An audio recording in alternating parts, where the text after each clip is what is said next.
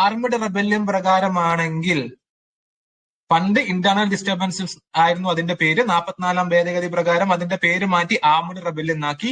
Armed rebellion പ്രകാരമാണെങ്കിൽ fundamental right suspend ആവില്ല. അല്ലെ? ക്ലിയർ അല്ല? ഇതൊക്കെ ആയിരിക്കും അടുത്ത തവണ PSC 2025 പ്രിലിംസ് ചോദിക്കുക. PSC ഇനി ഡെപ്തിലേക്ക് ഇറങ്ങി വരും പ്രിലിംസിലാണെങ്കിലും. ഇനി പറഞ്ഞ പോലെ തന്നെ 358ഉം 359ഉം നമ്മൾ പറഞ്ഞു, ഓൾറെഡി പറഞ്ഞു. ഒന്നെന്ത് ചെയ്യും? ആർട്ടിക്കിൾ 19 സസ്പെൻഡ് ചെയ്യപ്പെടും. അല്ലെ?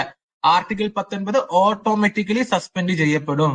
ഇവിടെ ആരും പ്രസിഡന്റോ അല്ലെങ്കിൽ ആരും പാർലമെന്റോ ഒരു നിയമം പോലും പാസ്സാക്കേണ്ട ആവശ്യമില്ല.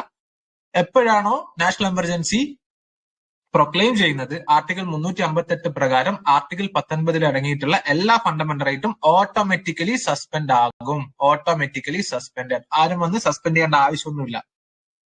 ആർട്ടിക്കിൾ 358